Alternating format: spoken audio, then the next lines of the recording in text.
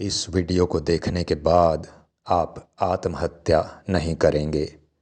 बहुत लोग हैं जो अपनों से दुखी होकर आत्महत्या करते हैं, बदला लेना चाहते हैं, लेकिन यह नहीं समझते कि कोई उनको दुखी नहीं कर रहा है, बल्कि आप ही उनसे झूठी उम्मीदें लगाकर स्वयं ही दुखी हो रहे हैं।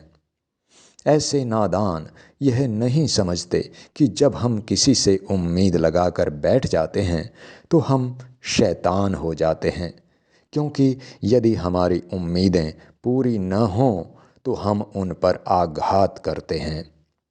किसी भी तरह से हम उनसे वह करवाना चाहते हैं जो हम चाहते हैं। तांत्रिकों के पास जाते हैं, उनसे कुछ पदार्थ लेकर धोखे से दूध, सब्जी आदि में मिलाकर अपनों को खिलाते हैं। कोई परमात्मा के रास्ते पर चलने लगे, सत्संग में जाने लगे तो ये अपने ही तथाकथित नकली माता पिता, बहन भाई, रिश्तेदार, पड़ोसी उसको मूर्ख बताने में कोई कसर नहीं छोड़ते और स्वयं बुद्धिमान होने का दावा करते हैं, जबकि सच्चाई उल्टी होती है। मूर्ख वे खुद होते हैं और बताते हैं उसको जो परमात्मा के रास्ते पर आना चाहता है। लेकिन ये संसार में फंसे शराबी लोग अपने आप को ज्ञानी मानते हैं और उस अपने पर ही कहर ढाते हैं। यदि हम ऐसा कर रहे हैं और हमें एहसास भी नहीं है तो सोचिए कि किसी की आज़ादी पर आक्रमण करने वाला हमसे बड़ा राक्षस कोई हो सकता है क्या? मेरी अपनी जिंदगी में यह बहुत गहनता से हुआ, लेकिन भगवान कृष्ण ही जीव का एकमात्र सहारा है, यह मैं जान चुका था। आज मैं देखता हूँ कि कुछ लोग तो जिन्होंने मेरे साथ ऐसा किया था, अत्यंत दुखी होकर शरीर त्याग चुके हैं और जो हैं वे दयनीय स्थिति में हैं। आप सोच रहे होंगे कि मेरे श्राप से ऐसा हुआ। नहीं, मैंने किसी को श्राप नहीं दिया।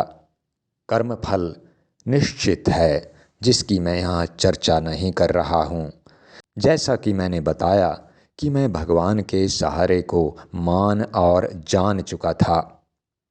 इन सब घटनाओं का मैंने साहस से सामना किया, कोई हार नहीं मानी, क्योंकि भगवान में अटल विश्वास था। इन सब लोगों ने ही मुझे परमात्मा के चरणों तक पहुंचाया। इनसे बड़ा मेरा मित्र कौन हो सकता है? वह परमात्मा ही आपको अलग अलग विकट परिस्थितियों में डालता है ताकि आप संसार और परमात्मा के वास्तविक स्वरूप को ठीक से जान सको। आत्महत्या का प्रयास मैंने भी किया था। अतः यदि आप किसी को दोषी ठहराते हो तो परमात्मा को दोषी ठहराते हो।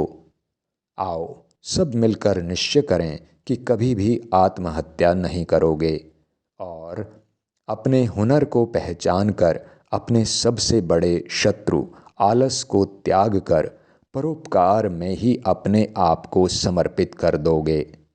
इस सृष्टि को ऐसी बनाने में सहयोग दोगे कि यहाँ परमात्मा का गुणगान करने वाले चैन से रह सकें।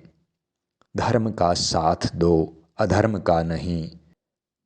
महाभारत से हमें सीख मिलती है कि कभी प्रतिज्ञा मत करो, जुआ मत खेलो, जल्दी अमीर बनने के छलावे में मत आओ।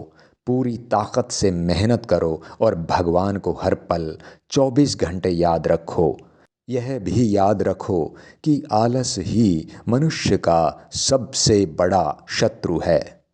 प्रणाम।